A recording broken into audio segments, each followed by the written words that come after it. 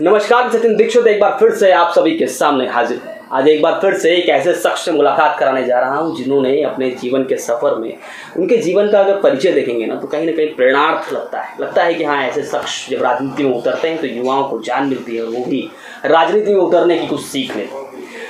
रुपेश यादव मुलाकात करते हैं और बातचीत करते हैं बहुजन विकास अघाड़ी के द्वारा किए गए काम और इन्होंने जिस प्रकार से पूरे कोरोना काल में अपना समर्पण अर्पण और काम किया उस पर भी चर्चा करेंगे और जल भराव पर भी चर्चा करेंगे, जिसकी चर्चा बीते दिनों विपक्ष के द्वारा बहुत रही। इस पर भी उत्तर लेंगे। एक मेरे ही इंटरव्यू में उन्होंने कहा था वसई विरार में पानी नहीं भरेगा, इतना हमने काम कर दिया है।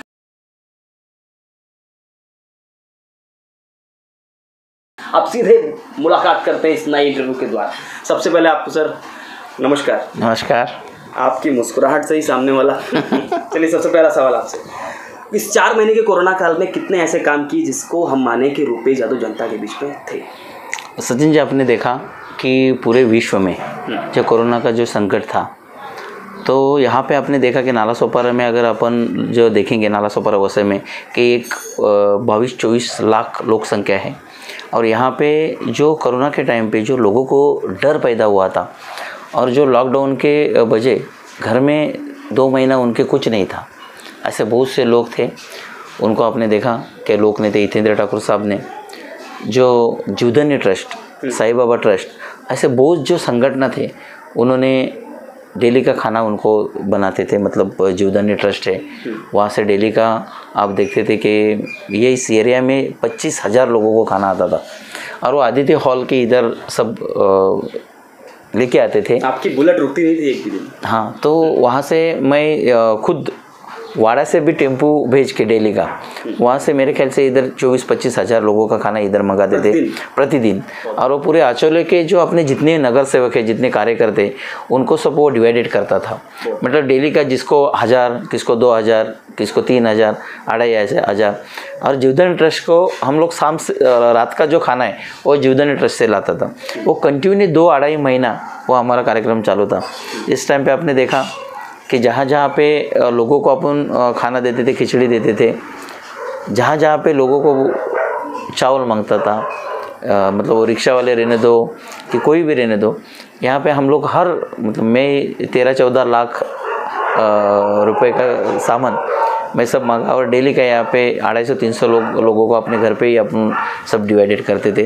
3-4 हज़ार लोगों को अपन एवरसन में सब धान्य मतलब 15 दिन का उनको खाना जा सकता है उसके घर में, तो उधर हम लोग ने पहुँचाने का काम किया। इस बीच में कभी आपको ऐसा लगा नहीं कि कोरोना इतना बढ़ रहा है, खासकर नाला सोपारा ईस्ट की तरफ देखें तो यहाँ पर कम्युनिटी स्प्रेड हो चुका था, लोग रोज़ संख्या 100, 200, 300 आया करती थी उस दौरान भी, तो कभी आपको ऐसा लगा नहीं कि डर कर रहना चाहिए घर पे बाहर नहीं? सर, आपका बात बराबर है। मेरे भी घर में मेरा पापा है, मेरे छोटा बच्चू है, मेरे को भी डर लग रहा था, मगर मैं अगर नहीं निकलूँ बाहर तो फिर मेरे जो कार्यकर्ता वो कैसे निकलेंगे? जो महापौर जो खुद हम राजनीति में हैं, लोग हम लोग को चुन के देते, हम लोग नाम और सब जो भी है हम लोग को इतना नाम किधर भी जाएगा तो सम्मान मिलता है, वो कार्यकर के वजह हम लोगों को सम्मान मिलता है। और अगर हम ही नहीं और वहाँ पे अगर कार्यकर्ते हैं और वो कार्यकर्ते अगर बाहर जाते, लोगों के बीच में जाते और हम नहीं दिखेगा तो वो अच्छा नहीं लगता था। इसके लिए मैं 2.5 महीने कंटिन्यू डेली का सुबह 6 बजे 5 बजे टेम्पू भेजता था वाड़ा में, वहाँ से खिचड़ी लाते थे, बाद में जीवधन्य ट्रस्ट से लाते थे और यहाँ पे सब जगह पे हम लोग डिवाइडेड करते थे।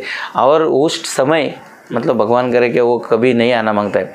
लोगों की इतनी कंडीशन बेकार थी कि घर में अनाज नहीं है, कुछ नहीं, पैसा नहीं है, कुछ नहीं। और ऐसा नहीं कि सिर्फ स्लम लोग आते थे, जो मिडिल क्लास के लोग आते थे, ऐसा नहीं है। बहुत से लोग ऐसे हैं कि उनको 40-50 हज़ार पगार जिसको है वो लोग भी आते थे। तो हम लोगों को वो बोलते हैं कि 2 महीने काम ही नहीं तो हम लोग क्या करेंगे घर में? क्या ऐसा ही नहीं, डीमार्ट से सामान लाते थे हम लोग, तो अभी किधर उधार भी नहीं मिलेंगे। जनता का दर्द आपने सामने से मैं देखा कि मेरे एक के बजाय अगर हज़ारों लोगों को अगर उसके पेट में खाना जाता है तो मेरे लिए बहुत अच्छा है। अच्छा, इस समय क्या हो रहा था कि हॉस्पिटल वालों की लूट चालू हो चुकी थी। कभी कभार आम तौर पर आम आदमी जब परेशान हुआ था हॉस्पिटल के लिए उस मरीज का तो बहुत समस्या का सामना करना पड़ा। आप हमने ये जाना है कि आपने कईयों को एडमिट कराया है, कईयों के इलाज के लिए अपनी तरफ से मुहिम भी जारी की थी, तो इसमें कैसा योगदान रहा हॉस्पिटल्स वाले? अभी आपने देखा कि महानगर पालिका ने जो हॉस्पिटल में एक रिद्धि सिद्धि जो हॉस्पिटल है और अग्रवाल, वहाँ पे वेंटिलेटर 50 वहाँ पे वेंटिलेटर ऑक्सीजन की व्यवस्था थी और रिद्धि सिद्धि में थी। फिर बाद में अपन देखते हैं कि जो स्टार है, रिद्धि सिद्धि है, विनायका है, अभी ISS हॉस्पिटल, नाला सोपारा में सब हॉस्पिटल थे। तो बहुत से नगर सेवक कार्यकर्ता का, हमारे जो श्रेष्ठ है उनका भी फ़ोन आता था, क्योंकि अपने यहाँ पे हॉस्पिटल है इसके लिए। तो बहुत से ऐसे लोग हैं कि जिनको 2 लाख 3 लाख बिल हो गया।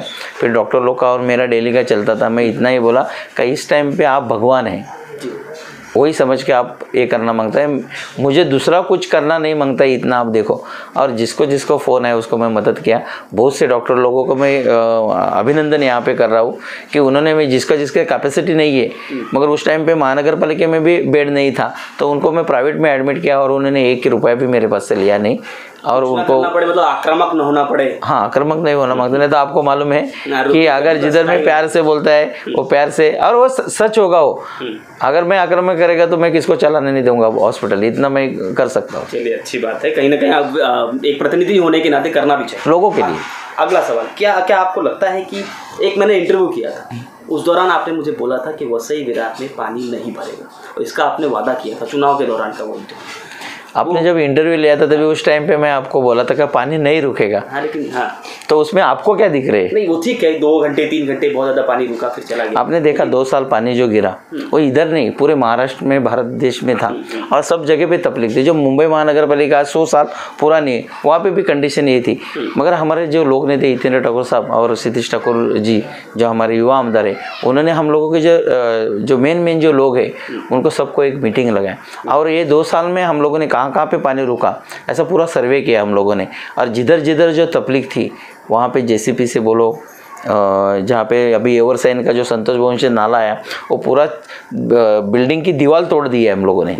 उनको बोला महानगर पालिका ने नहीं बनाए तो मैं खुद बना के दूंगा, और उन्होंने पूरा दीवार तोड़ दिया।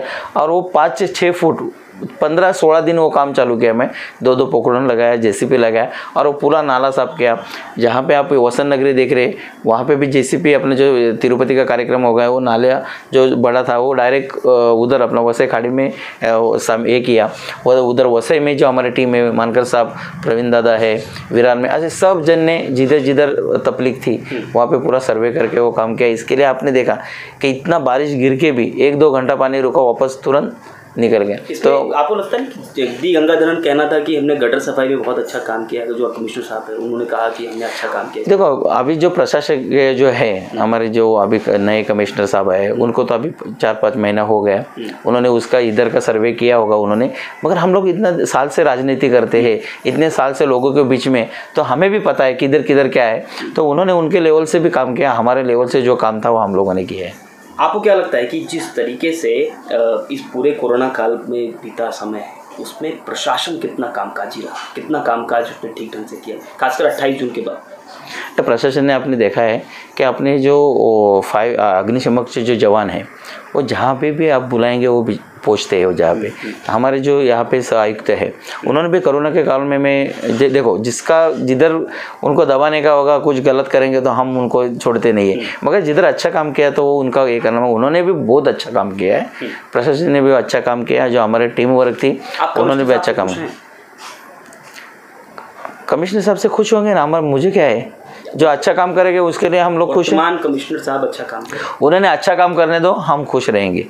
लोगों के बीच में काम होना मांगता है बस। आपके 5 साल के कार्यकाल, आप महापौर रहे, उसके बाद आपने सामान्य नगर सेवक के रूप में भी काम किया, सामान्य कार्यकर्ता के रूप में आपने विधानसभा के चुनाव में काम किया और नतीजे अच्छे रहे, और खासकर आपके अचोले की तरफ तो बम्पर रहा।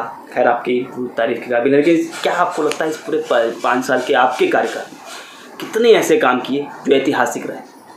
आपने देखा यहाँ पे अभी जो सर्वे नंबर 6 है वो गवर्नमेंट की लैंड है, अभी महानगर पालिका में वो हैंडओवर हुआ है। तो वो 16 एकड़ का जो प्लॉट है, तो मैं हमेशा हमारे युवा आमदार सतीश ठाकुर को बोलते थे कि वहाँ पे एक बड़ा हॉस्पिटल होना मांगता है और मैदान होना मांगता है, और उन्होंने मेरी बात मानी, और यहाँ पे 300 बेड का हॉस्पिटल का अभी प्रोविज़न चालू है वहाँ पर।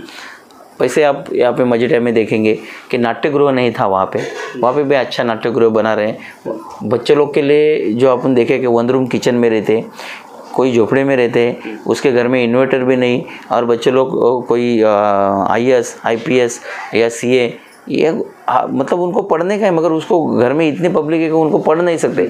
तो जो अभ्यासिका जो थी वो हम लोगों ने अभी यहाँ पे मजिठिया में बड़ा मतलब 150 बच्चे लोग पढ़ सकते, तो उसका भी काम पूरा हुआ है। अभी आपने जो चालू किया घर में स्कूल, घर में ऐसा करके आपके घर में स्कूल वो भी अच्छा था जिस हाँ, वो हमारे युवा आमदा सतीश ठाकुर ने वो जो ये किया है और उसका बहुत लोगों को फायदा हुआ। आखिरी सवाल मेरा भविष्य का सवाल है, इसलिए कर रहा हूँ क्योंकि इसमें बड़ा हम लोगों के लिए क्या कहना है आपको लगता है चुनाव के दौरान जीत पूरी होगी? आने सुना है कि नवंबर के आसपास तो निश्चित रूप से चुनाव होंगे। चुनाव कभी भी लगने दो, हमारा काम 365 दिन रहता है और 365 दिन आप कभी भी फ़ोन करो, हम लोग हमारे सब कार्यकर्ता सक्षम रहते हैं, इसके लिए हम डरते नहीं। आपने विधानसभा में भी हमें पूछा था कि आपका क्या लगता है आपको, तो मैं बोला आपको हमारे तीनों भी सीट बहुमत से आएगा। और सचिन जी उस टाइम पे मैं आपको बोला था, शायद याद है कि नहीं आपको मालूम, कि हमारा सतीश ठाकुर 40,000 के ऊपर से वो चुन के आएंगे। तभी आपने बोला था नहीं ऐसा नहीं हो सकता, मैं बोला आएगा, और आपने देखा उसका रिजल्ट। क्योंकि हम लोगों के बीच में हमको मालूम है, लोकसभा विधानसभा महानगर पालिका का इलेक्शन में आपने देखा पूरे भारत देश में ने 5 साल पहले 115 में से 109 सीट आई है अपने। इस टाइम पे मैं बोलता हूँ कि 115 में से 115 का हमारा टारगेट है, फिर से टारगेट है, और उसके लिए हम लोग सब तैयार हैं। विपक्ष को छोड़ दीजिए, वो भी तो जीतेंगे।